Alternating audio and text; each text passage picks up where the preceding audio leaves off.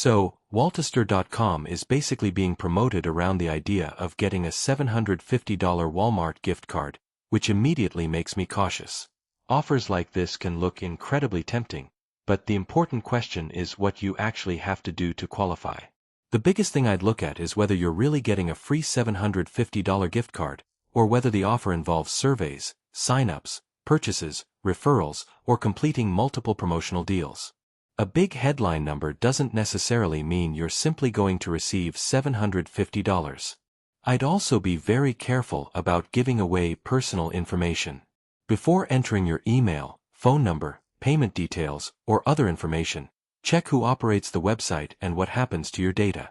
So, can you really trust the $750 Walmart gift card offer?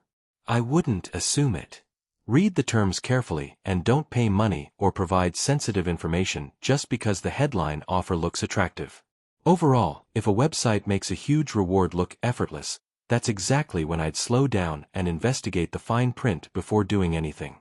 Thanks for watching. Don't forget to like and subscribe for more videos.